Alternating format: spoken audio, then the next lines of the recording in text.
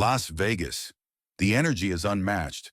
The stakes couldn't be higher, and the spotlight is on Kamala Harris as she rallies Nevada voters in this final push before Election Day. Tonight, we're breaking down Harris's electrifying speech in Las Vegas, a town where she's stepped onto the stage many times, but this one, it's different. With only 5 days to go, she's delivering a message not just to Nevada, but to the entire nation. The dreams, the struggles, the hope, and the call for change. It's all here. Let's dive into her rally and the key messages she's sending to Americans just days before they cast their ballots. Kamala Harris, no stranger to Nevada, hit the stage in a city known for its dreams, risks, and victories. This isn't just a campaign stop. It's a rally for change. Imagine the backdrop.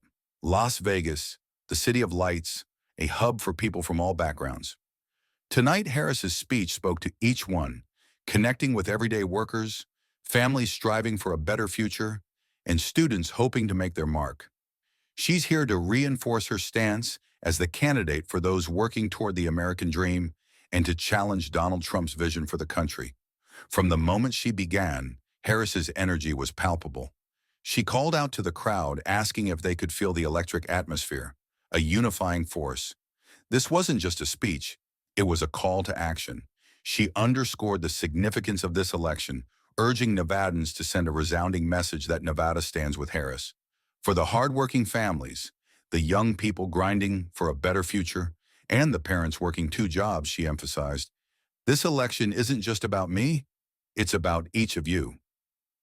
Harris's platform echoed throughout her speech as she laid out her plans and stances on core issues affecting Americans. Kamala reiterated her dedication to raising the minimum wage, an issue vital to Nevada's workers, many of whom depend on service industry jobs. With college affordability in crisis, she committed to making education accessible, aiming to lift the burdens on students and families. Harris sharply contrasted herself with Trump, pointing out his efforts to dismantle the Affordable Care Act, a critical safety net for millions. Harris framed the election as a choice between two futures, one progressive and inclusive, and another that she argued would roll back the progress made for all Americans. She wasn't just speaking about policy, but urging voters to envision what kind of country they want to leave for future generations. It's a battle, she said, between unity and division, forward and backward, a defining moment in America's story. She took a moment to speak directly to the crowd. With mentions of Castle Hill in the Bronx and neighborhoods like Sunrise Manor in East Las Vegas, Harris made it personal. She recalled her own childhood and the hardworking families that shaped her values. The audience erupted when she said, "I remember growing up believing my president cared about me, my parents, and my community." This was more than a speech. It was a promise to those who feel overlooked, to those who believe America can do better. Harris's speech had a clear message for women, especially Latinas and immigrants. She talked about the power of women and the contributions of Latino communities, declaring, "Women, where are you? Let me hear you." The crowd responded with thunderous applause. For Harris, this isn't just about securing votes, but rallying a community that has often been sidelined and telling them, "You are essential to America's future." The rally grew quieter as Harris shared her personal journey. From a girl raised in Oakland by a single mother to her position today as a vice presidential candidate, Harris described her upbringing, rooted in a hardworking community with teachers, nurses, and small business owners. She shared how these experiences have defined her approach to politics and policy, reinforcing her commitment to working-class families, immigrant communities, and young people dreaming of a better tomorrow.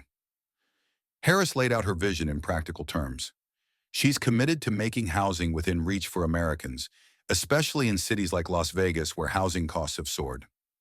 Harris's plan includes a robust tax cut for the middle class, aiming to put more money in the pockets of working families.